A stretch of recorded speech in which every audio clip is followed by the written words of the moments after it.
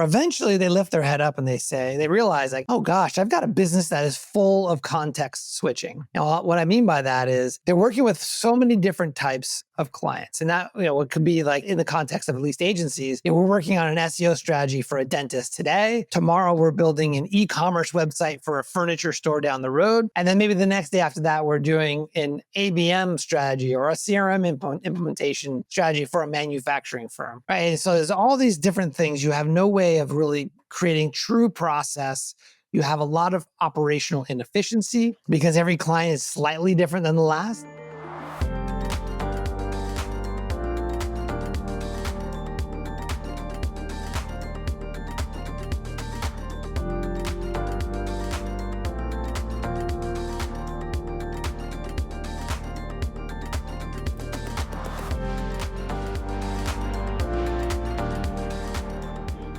Corey Quinn, thanks so much for being with me today on the RevOps Champions podcast. Brendan, I am super excited to be here. Corey, I think I mentioned this to you before.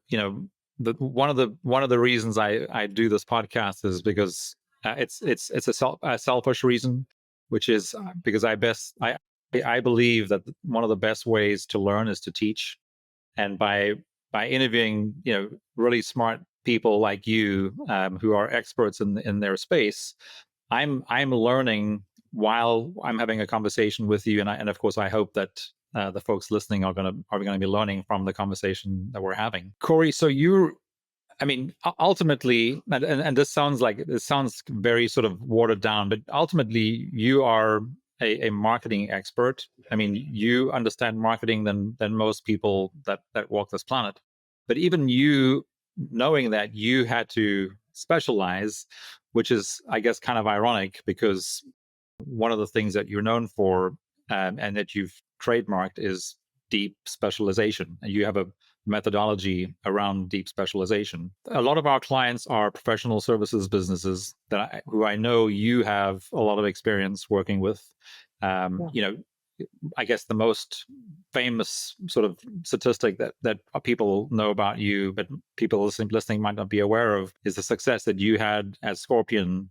So scaling a professional services firm essentially from what a lot of professional services firms would consider a good revenue amount around 20 million, but up to 150 million and north of that, which I think is, again, anyone who's been part of that kind of journey knows some things that I think that they could share with folks who haven't yet achieved that.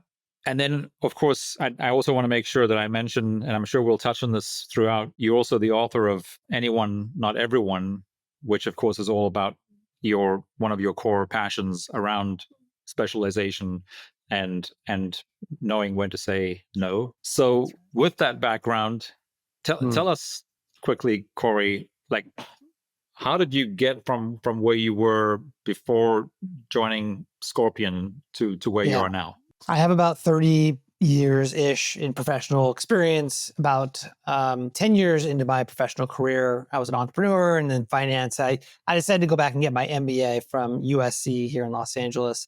And when I graduated, all of my classmates were going into commercial real estate.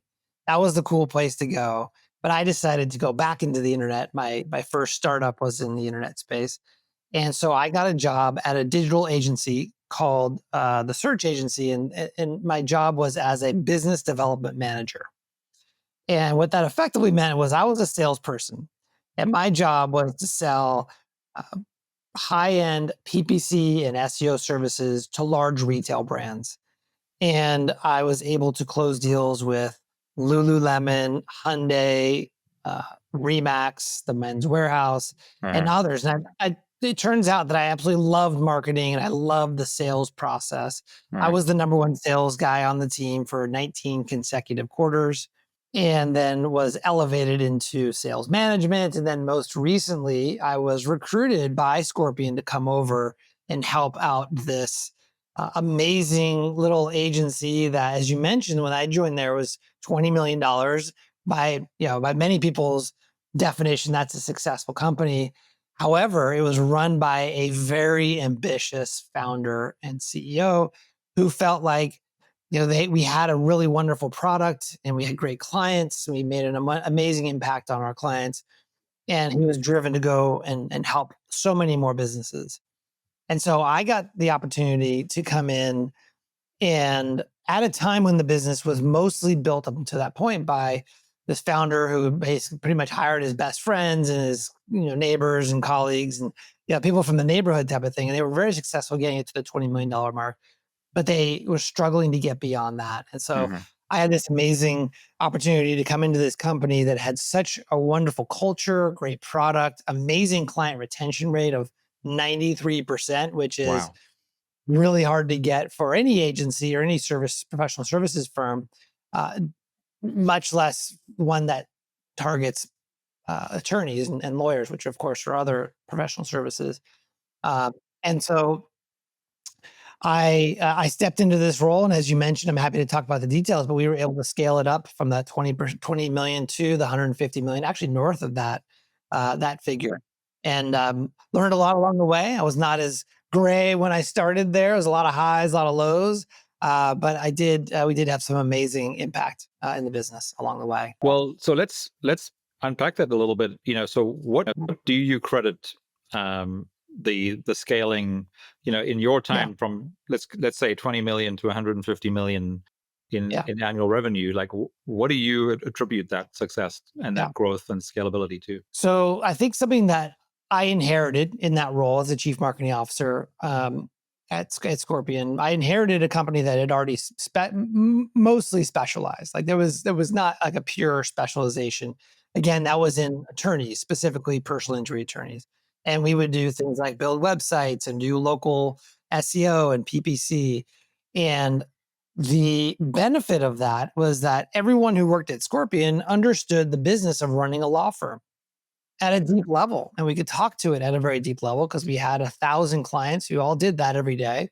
And so as a result of that, we were in many cases able to help coach our attorney clients on what to expect in the next phases of growth, what the around the corner looks like for them, because we had worked with some of the best law firms. So I had inherited that wonderful sort of the benefits of that specialization. The challenge was, how do we scale that? And so that was sort of phase one, was scaling. And I could talk about what we did. And then phase two was taking what we did in legal and then going to a new vertical market. And then we did that about 3 times. So we went to a total of 5 vertical markets, allowing us to get to that 150. So I'd be happy to talk about how we scaled the legal vertical, and then as well as how we went to the next vertical markets. Yeah, I think, again, asking for a friend. No, I mean, so I'm, personally very, very curious about this because we, like so many other firms, and let's just stick to professional services firms for now, struggle with choosing a vertical or a niche or some form of specialization, right?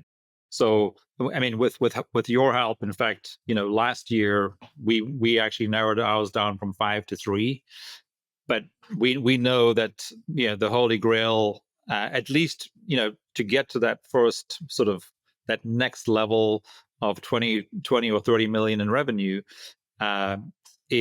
it'll be a lot easier for everybody if we were to focus on one vertical or one area of specialization. We all have just a very few amount of hours in the day and resources and time and money and people, and so where you apply that really matters. But what I'm really curious about, though, in addition to that, is you now added, so so at Scorpion you started with law firms, but then when you sort of found that were you sort of tapped out on law firms? So in other words, was growth scaling? I mean, it's like stalling, or what caused you to then go to the second, the third, the fourth, and the fifth vertical or area? And a very ambitious CEO.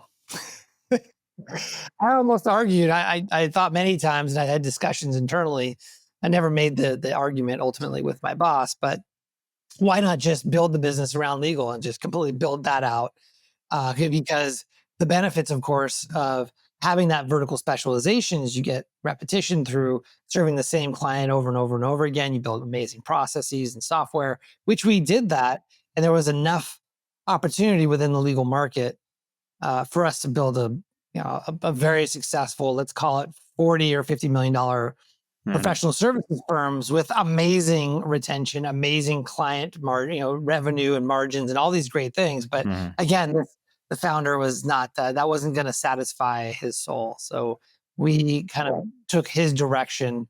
And while building out legal, we had dedicated resources continuing to build that. We hired new resources and effectively built a separate business or a business unit for each of the verticals that we expanded into. What that meant was different salespeople selling into it, different account managers, different subject matter experts who were dedicated to the vertical, topped by a president of that business unit that was responsible for the success, the profit and loss of that vertical as well for the agency. Yeah, so that's I guess that's what I was hoping that you would get to, because essentially, so what I'm hearing is there's a certain critical mass that you need, and when you reach that, which is again having that leadership structure, that's when it makes sense to then duplicate that leadership structure, but you have to do that separately with a whole separate leadership to be successful in the next vertical. Right. And it just so turned out that we had been, when I arrived at Scorpion, they had been in business since 2001. I joined in 2015. So they had 14 years of kind of figuring things out. And by the time I arrived, they had this specialization. And the legal vertical, over a short period of time after I arrived, became a real cash cow for us. And meaning that it produced amazing profits. And so instead of just taking those profits and letting the founder, buy a bigger house or whatever, he decided to do two things. Number one, double down in the legal vertical, as well as use some of that to fund a new vertical in this way, which is that you're not squeezing more productivity out of the existing resources, but you're developing separate resources that are dedicated to this new vertical. No, that's super cool.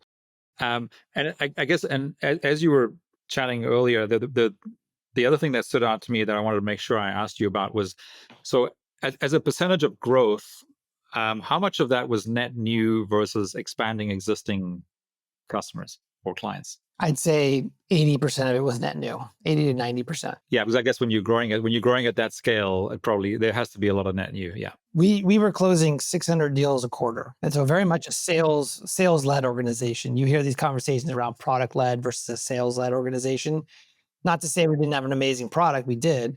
However, we really built around a strong sort of sales culture where we had a small sales team, but built it to a 100-person sales team and a lot of infrastructure, a lot of resources, because that was the driver of our growth. Corey, something else I wanted to come back to, because I might have spoken out of turn, because I think of you, when I was sort of distilling what I think you're good at, I said you're a marketing expert, because you understand the customer, and you understand the sort of the product market fit, as it were. But really, I want you to explain to us the difference that you see, because you spent 19 years in sales, but ultimately your title was CMO. Correct. Right. So how do you differentiate between marketing and sales? It's such a great question. So I literally went from, at Scorpion, into a new role, which was the marketing seat, which was responsible for everything up to the sales conversation. And the benefit that I had in being in sales up until that point was that I knew exactly what it was like to be in the sales role. I knew how to talk to salespeople. I knew what they were looking for, and I knew how to join them and align with their interests. Whereas without that background, I may not understand how to work with the sales team. It may feel more foreign, or I may not be able to have that deep partnership.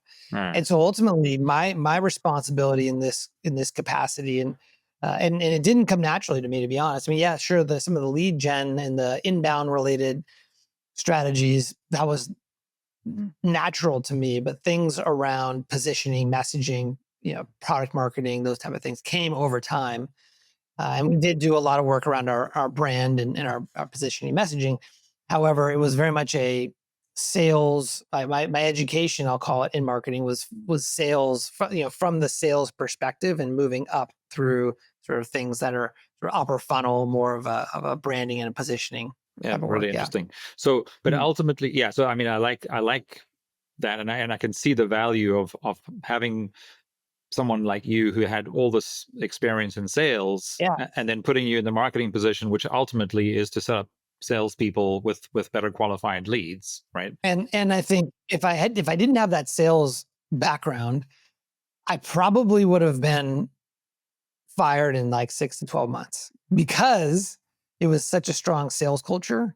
And if I didn't fit in, if they didn't respect me and my background, they were very close to the CEO. Again, these are the best friends of the CEO growing up. If they didn't see that, hey, this guy knows us and actually is helping us, he's not just wasting the company's money or whatever, right? And so I think that it gave me at least a runway to prove myself with the sales team. Really interesting. And I mean, Yeah. I won't go there now in too much detail, but there's been talk for the last couple of years about the CMO being one of the hardest jobs to do Yeah. Yeah. right now. Mhm. And maybe that's maybe what you've shared with us now as part of the solution is actually bringing people who have a lot of sales experience, Yeah. who can sit in that marketing leader seat, because Yeah. they understand what success looks like for salespeople, and they can make that Yeah. happen maybe more easily. Yeah, I think one of the biggest lessons I learned the hard way was as we grew, my team grew. I was the first marketing person at Scorpion, by the way. Like I was the first person. I was a team of one. By the time I left in 2021, my team was 30 people. So we had a lot of resources. And the lesson that I learned the hard way was that if I didn't actually go and promote internally the things that we're doing to help the company to grow, the natural reaction to corporate marketing, which was my team, was, what are they doing? Like, what are they wasting? Like, why are they like, they have this huge team? What do they do all day? And they came back to bite us once when we did this big, um, we actually built a building for the company, and it was a big groundbreaking, a big party, a big celebration. And when the CEO founder was on stage talking about how great every team was in the company, he would call people out by name. He left one department out, and that was my department. I was like, okay, I messed up. My team was upset, and it was like a moment. It's like, okay, as a marketer, the work we do is hard and it's impactful, but it's not easy to see us what we do. And so the job of marketing is not only to provide value to the clients, but also to market the things we're doing internally so people can see it and understand it. Which it's interesting because a lot of companies that they call that department marcoms, which I always Yeah. thought was such Right. a like a name from the 1900s, as my kids would say. Yeah. you know Yeah. but it's so true. I've come to really respect the fact that that really is the role of marketing. Is it's not just marketing to prospective clients and existing Yeah. clients for expansion, but it's the internal communication that Internal. you sometimes Totally. forget about. Yeah, Yep. that's a really good point. And we got into we got eventually into as we got we when I joined it was a 100-person company. When I left it was 1,000 employees, and towards the end it was a much different company, obviously. And we had to do things like employer branding. We had to figure out how to recruit A players, and so we got really heavy into what's the company story and how do we find the best candidates out there. So that's a whole other piece of it as well. Yeah, that's interesting you mentioned that, because we've ended up in that situation many times ourselves, where prior to focusing on CRM implementations, when HubSpot was still really a marketing platform, back in until about 2018. And that's what we were focused on, was marketing, and we were so successful at driving inbound leads that a couple of clients within a very short space of time approached us and said, why couldn't we do what we're doing for inbound leads for doing inbound recruiting? And we were like, actually, nothing. It's the same thing. You just marketing a different story. And actually, a lot of our clients ended up using their HubSpot CRM. They had one funnel for customers, and one funnel for talent. It was really, really interesting. So we actually, it's funny about HubSpot. So we adopted their CRM, the sales CRM, right when they just launched it. And at that time we had like 25 sellers. And the HubSpot sales CRM was not built for a 25-person sales team. Not in the beginning, no, that's for sure. Not in the beginning. It is now. It's a great CRM, but Yeah. back then we would have to bend the rules, meaning like we just made it do things it wasn't really built to do, but we loved it so much. And so I'm very fond of their CRM. They built it, as I said, into a really powerful CRM. But back then we were very early adopters in that world. Yeah. No, we were, you've mentioned it already a couple of times, learning things the hard way and highs and lows and whatever. But we've been part of that journey. We became a HubSpot partner in 2014, and so we were there with the very original CRM, and what they then launched as the Sales Hub. And yeah, whereas and you're right, it was maybe 5 to 10 salespeople could use it successfully, and now we have clients that have 500 salespeople using it. So that is kind of cool. But let's talk a little bit about the highs and the lows and the learnings that we've had along the way. So what are the what are some of the, because let me preface that by saying I think everybody listening probably knows that the biggest highs typically come right after the lowest lows, right? Which is maybe a bit of a spoiler alert if people, for people who didn't know that. But what are some of the the hard lessons or lows that you've learned that you felt really then propelled you forward after that? I think so. One lesson I learned, this is kind of applicable to larger companies, that I worked at a company that was led by a CEO who has huge charisma, big energy, and really had a vision for how things go and grow. And I think early on, I also had kind of an ego, like I'll say I did, and I had ideas of ways that things that should be done. And I think one of the things that I learned was that I don't, it's not my business, and it's not my money to spend. And so what I need to do to be a great sort of corporate citizen and really be a part of a team is to find ways to influence my boss, to communicate with him so that he understands what I'm trying to do. I think early on I would have a better idea, or what I thought was a better idea, and I would kind of argue or disagree or try and push my agenda. And it was an environment where he really wanted to make the ultimate decisions. And so um, I, I lost a lot of those arguments, or those kind of passive aggressive arguments. And instead, I learned to figure out what really drives him. And what really drives him, which is kind of cool, is things that are big and flashy and big campaigns, and something that really makes a big splash. And I'll be honest, I'm kind of an introvert. That's not exactly my thing, but he had a vision, he had a sort of way of what he wanted done. And so I took this feedback after kind of losing a couple of these small battles, and I said, okay, well, what is something that I think he would really respond to that would allow us to meet a big goal? In this context, is the big goal was we were trying to break into franchise. And so these are obviously large multi-location businesses. We sold into the franchisor.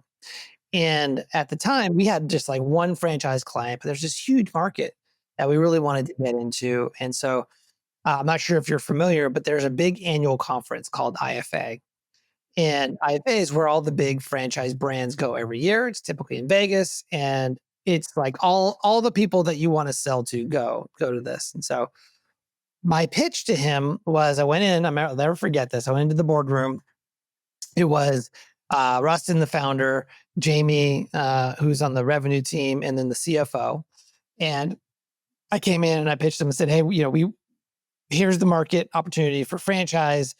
Everyone's going to be at IFA. Here's what I suggest. We should spend $100,000 and give away a Tesla on the show floor. And I didn't know if I was going to get fired, because asking my boss for $100,000 campaign, it was actually much more than that at the end of the day. But What he said after thinking about it for like half a second, he was like, I love this. He actually swore. He says, I effing love this. And he got the vision, which was we were going to do a big giveaway.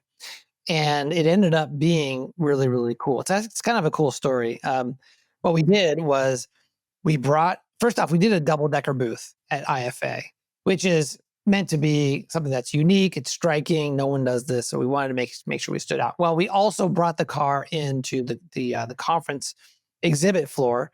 And the deal is that as long as you went to the Scorpion booth and we scanned your badge, you would be entered to win this Tesla. It's like this actual Tesla you would win.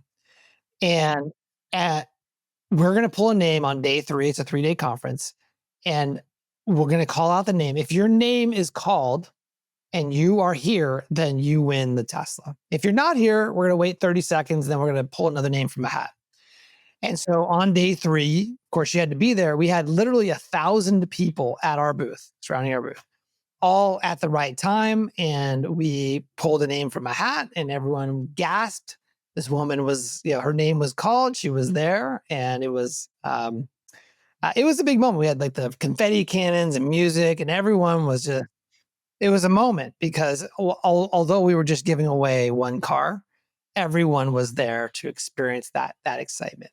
As a result of that, we ended up getting over the next 3 years from one franchise client to over 100 franchise brands, and it completely exploded our business. Well, and I think that's, you talked about, sort of this the corporate sort of battle between yourself that has lots of ideas with an entrepreneurial leader who has even bigger ideas. And I think that's a struggle, I think, for a lot of people. And, I think about it, there's 2 different types of business. There's entrepreneurial businesses and then there's corporate businesses. And they attract different types of people. And I think, it's also important to know which type of person you are. Are you better suited to working in an entrepreneurial business or a corporate business? Because they are very different. We're very different. Yeah. And I think and one of the things I've learned is that to work in an entrepreneurial business where you do have that sort of charismatic leader who has big ideas, and one of the reasons they're successful is because they think bigger than everybody else, is your role is to support and those bigger ideas, and then also know how to challenge them, or to your point, with the idea of the win the Tesla. I mean, you suddenly aligned with that really big idea. Oh, immediately. Yeah. So, and by the way, we ended up giving away a car the next 2 years and then another car the year after that. So it was definitely ended up being the right thing. And I think to your point you're speaking to is I learned how to speak his language. And so that was the big aha for me. Which to me, again, is just, it's that it resonates teamwork, right? It's like, how do we work together to make something bigger and better?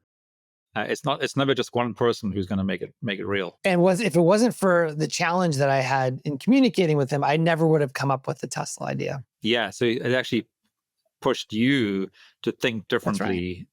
That's right. In a way that would align and actually where you could actually do something really cool together. Yeah. Yeah. Not only cool, but extremely successful. Yeah. Right. Yeah. So anything else you want to talk about on the highs and lows in the highs and lows department? I think, just in general, I don't know if it's a high or it's a low, but just the overall culture of the company was work hard, but also play hard. Like there was moments where we would all celebrate really big, but the expectation, again, set by the CEO, visionary CEO, was, work is life. From the moment you wake up to the moment you go to sleep, not much vacations, not much balance. And I was all in for many years. And then at a certain point, I no longer wanted to live that lifestyle. And that's one of the reasons why I ended up leaving. I had a role there, but I decided that was not a culture that I'm going to change. It's not my company. So I get to decide whether or not I want to stay in this role or not, because I know what it is, but it doesn't really align with what I want anymore. Which I'm sure it wasn't easy, but once you'd made the decision, now looking back, I'm sure, you're I'm good. Yeah. Very I'm happy very with what you happy. did. Yeah, yeah. Yes. Okay, so Corey, let's talk a little bit about deep specialization. Like, what does it really mean, and why is it an unlock for scaling and growth? I'll start by, and it's a great question, one of my favorite questions, so thank you. And I think I'll start by talking a little bit about what it's not. And there's something that is, it's called what I call a negative flywheel. It's the generalist trap, and that is when a business says yes to everyone. Yeah, and it is a very common, especially in professional services. It's a very common. I would almost call it stepping stone in the life cycle of a professional services firm. And it's where you have an entrepreneurial founder who goes out, wants to start a business, or maybe is in business. And, as they're getting going, they're attracting clients, they're over delivering for those first clients. And as a result of that, they get referrals. And those referrals are great because then they have steady revenue, they get MRR and all these great things. However, eventually they lift their head up and they realize, like, oh gosh, I've got a business that is full of context switching. Now, what I mean by that is they're working with so many different types of clients. And that, it could be like today we're working on, in the context of at least agencies, we're working on an SEO strategy for a dentist today. Tomorrow we're building an e-commerce website for a furniture store down the road. And then maybe the next day after that, we're doing an ABM strategy or a CRM implementation strategy for a manufacturing firm. Right. So there's all these different things. You have no way of really creating true process. You have a lot of operational inefficiency because every client is slightly different than the last. And so maybe you've gone down that road, you've written all the SOPs, but of course they just sit in some drawer collecting dust because they suck and they don't actually add any value. They're not helpful. And so that leads to, of course, a bunch of bottlenecks, a business full of bottlenecks. And guess who the number one bottleneck is in that company? Well, I mean, it's the person who hasn't made the hard decision to That's be it. more Founder. focused. Yeah. Yes, exactly. And so Yeah, they're the because the bottleneck. founder can typically they're fine with the context switching. They can do that all day long, but Of they don't course. realize Right. that the team around them doesn't That's dig that it. as much as they do. And so what happens is scope creep. The quality of the product suffers because all your teams are doing something a little bit different every single time. Don't really have a chance to get excellent. And of course, over time, that compounds and turns into where you become really treated like a commodity by the marketplace, by your clients. They feel like, well, we're paying a lot of money, we're not getting the best results. Maybe we can find something better somewhere else. Or maybe we should find a specialist, someone who really understands us. And of course, that leads to client churn. And when clients leave, guess what you have to do? You have to go chase revenue. You got you got a mortgage to pay. You got to get your kids through college. You got a staff. You have rent and all these things. So what do? Well, you just go out and you find more business, whatever's going to pay, keep the dollars rolling in, and you begin to say yes to everyone. And it's just this repeating process that it's very, very common for businesses, especially professional services, to get stuck in, and it leads to bottlenecks. It leads to burnout, and honestly, in today's world with AI, it is a race to the bottom. And so the the the challenge is that what these professional service firms try to do to get out of this, sort of escape this, is like, how do we get more leads? How do we do more sales and marketing? Right? And they think it's a revenue problem or a sales problem. And of course, the reality is that if you think about the metaphor of an iceberg, where if you are, let's call it in a boat in Alaska, in the where all the icebergs are, you can kind of look around and kind of see a bunch of icebergs floating in the ocean. But of course, we know that only 10% of the iceberg is above the waterline. The Mhm. majority of it is beneath the waterline. And so when I think of that metaphor, and I think of how agencies try, or professional services firms try to solve this problem with sales and marketing, that's the shallow way to approach it. What I've learned and what I've been able to do at Scorpion, as well as with many of my clients, is really look beneath the waterline. And what you find beneath the waterline, 90% of the value of the growth is two things. Number one, at the core, at the base, the most powerful thing you can do to really affect your sales and marketing is in doing what I call strategic specialization. And we could talk about how to choose that vertical, and I'm happy to do that. But ultimately, it is choosing one industry, one segment, one vertical to align your business around and become, dedicate yourself to becoming an expert in that. And then once you've chosen them, that vertical market, then the next thing you do is you position and message your agency or your professional services firm so that you can communicate succinctly that you understand that specific buyer and you're able to communicate that you understand them with empathy. So you care about them, you know them, you understand their problems, you've solved their problems for others. And once you have the specialization and the positioning and messaging in place, that's when you can go back to the top of the iceberg.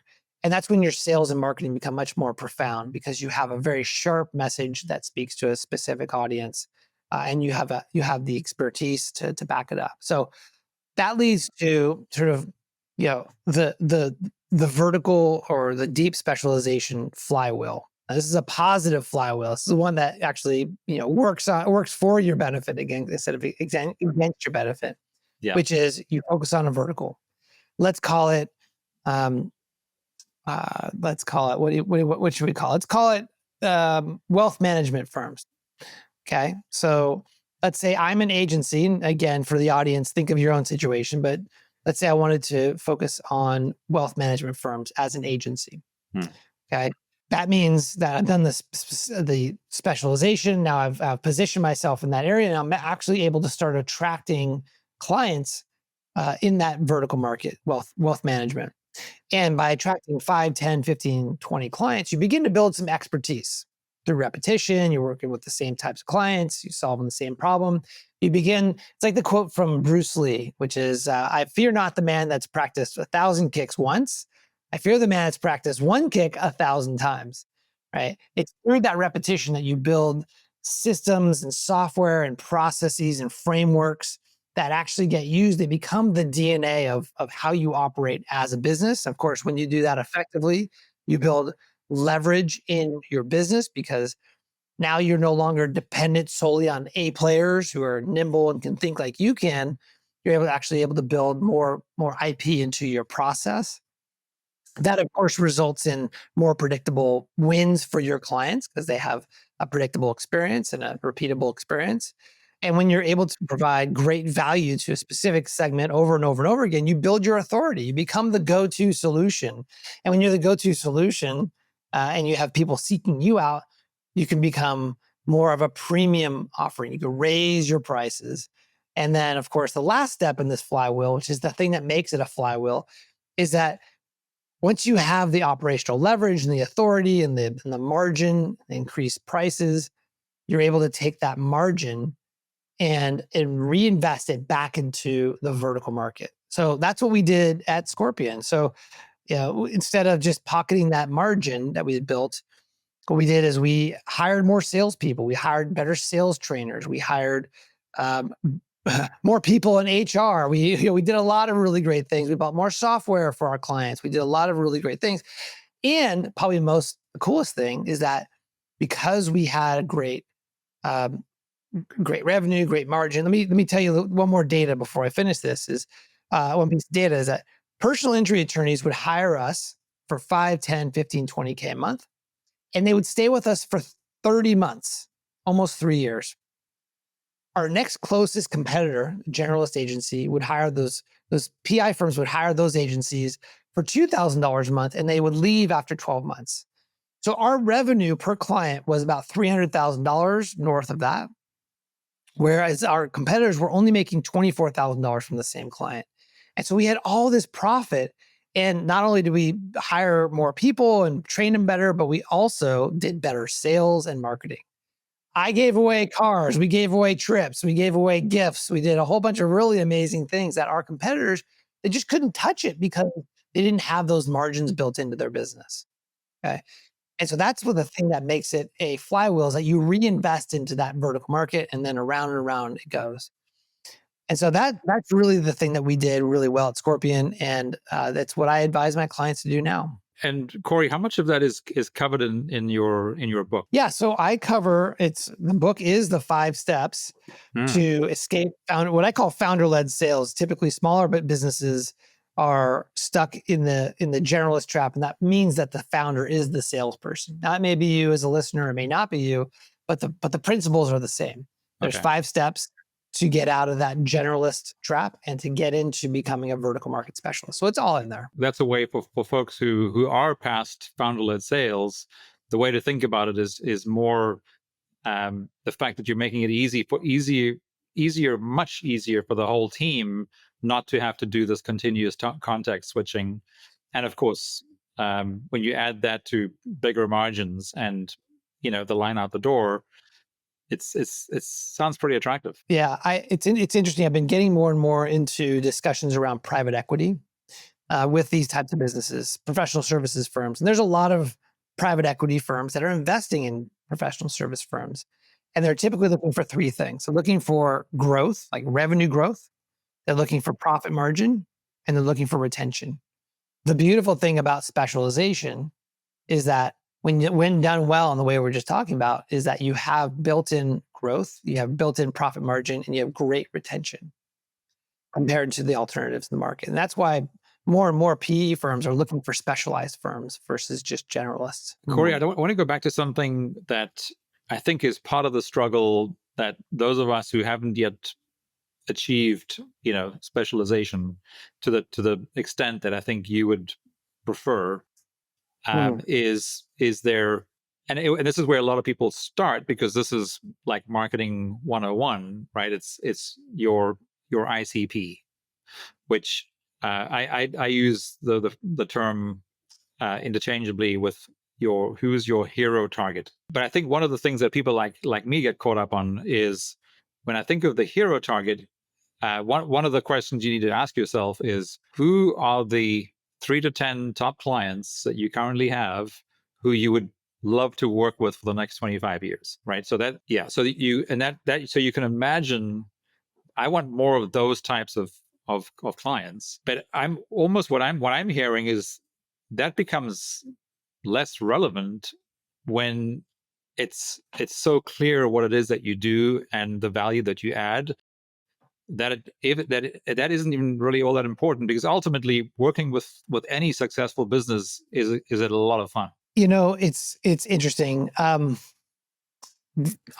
believe that it's even within the context of a vertical market, let's call it wealth advisors or attorneys or whatever that is, that there is a subset of the businesses that are your hero clients, your dream clients, those that love working with you, value your service, pay a premium, refer you to everyone they know. And I think that exists even within a vertical context. And those are worth pursuing, kind of like the Dream 100 concept. That is definitely true, because they're going to leverage your systems and your processes better than anyone else. And they're going to love it because they're the perfect fit. So one of the things that I teach when I work with my clients is to identify them and then proactively go into the market and to actually build relationships with them. But I guess so. From your perspective, you feel like you can find those ideal clients in pretty much any vertical. I think that would be a part of the criteria of choosing a vertical: is are our ideal clients, do they live in this vertical market? Then okay, I think at some point I'd like to chat with you about the whole IP piece, because that's something I'm very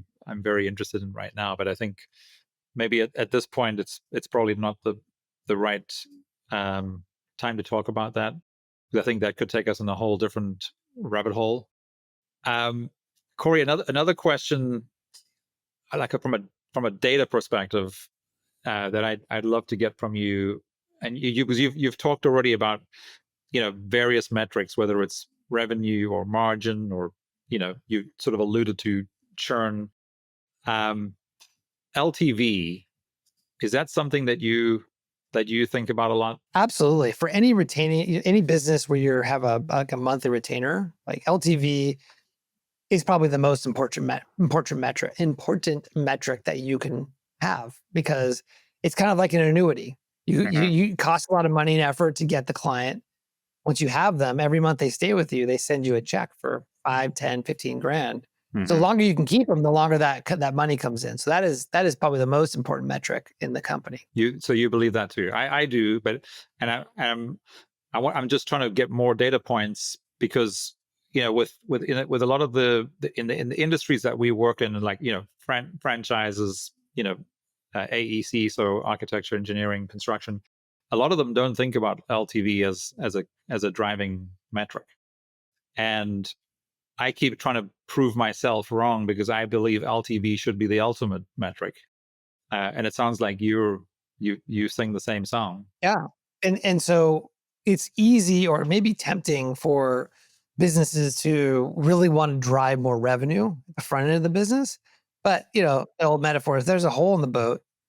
Doesn't matter how much revenue you bring in, it's just going to fall out the back of the boat. And so the best thing, philosophically speaking, ideally that a business can do is to maximize their LTV, find ways to invest so that they fix any leaking holes in the boat first before they really dive deep into a sales marketing strategy, because that way they know that any new business they bring in will stay with us for the long run. And in fact, I was just looking at, you were talking about what PE firms are looking at right now at pro services businesses, which is, revenue, margin, and retention.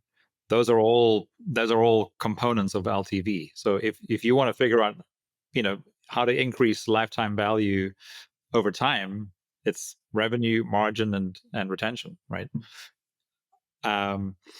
And I guess once you've figured that piece out, and you gave a perfect example, right? When you were competing with other agencies who were charging 24,000 a year compared to your 100,000 a year or whatever, that is a perfect example of LTV. Which LTV do you want? 300,000 or 24,000? It's like, and that relates back to your ability to grow. When you have a higher LTV relative to your competitors, that gives you a competitive advantage, because then you have more margin and more capability to really be aggressive in the market. Whereas your competitors, they can't do the same things. They're dependent on the least expensive channels, whereas maybe some of the more over the top stuff around giving cars away and whatnot could potentially be a really great way for you to put your name on the map, type of thing. Which is why I'd like to get your take on this. I believe that the second most important metric, if you believe that LTV is the first, the second might be CAC, right? So customer acquisition cost. And I think the way that you were talking about it, it's like, well, if you have an LTV of 300,000 versus an LTV of 24,000, who do you think is going to have access to a better CAC to acquire more exactly. customers or clients? Exactly. If you do on a percentage basis, one company could spend, let's call it 10% of the LTV on to acquire a customer. The generalist agency, in my example, can spend 2,400, whereas we can spend 30,000 for that same client. Correct. So, which is why you can give away Teslas, and that's it. See, that's the marketing secret. Just give away Teslas. Yes, I'm not going to go there right now. Yes, but I think we get the point. Yes, Teslas and icebergs, and let's keep them separate. Yeah. Corey, so this was super interesting and super fun, and I know we could talk a lot more, even just more about sort of franchises and professional services in general. Fortunately, we have to wrap up here. So what is one thing that we haven't yet talked about that you'd like to leave our listeners with, whether it's advice or maybe something you'd like to share? Sure. Well, I think, and thank you. Yeah, sure. I'd say that if this conversation that Brendan and I are having is resonating with you as a listener, I would love to encourage you to explore the benefits of specialization. You don't have to follow my model, but it is very, very powerful. And I believe in the world of AI, which is doing a lot of really great things. It's also very disruptive, but it is certainly taking the task-related work that a lot of us do and making it, commoditized in some respect, because it can be done really well at a very efficient basis. And that specialization puts you in a position to be able to add more profound value because you're able to go deep into your client's world in a very important way.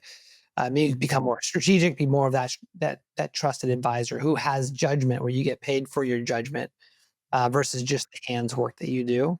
And if any of this sounds interesting, you want to go deeper, I'd love to offer you a free copy of my book. Again, it's Anyone, Not Everyone. It's a best-selling book. We just hit 100 reviews on Amazon, average rating of 5.0. And you can go, yeah, thank you. We can go to, thank you, anyonenoteveryone.com.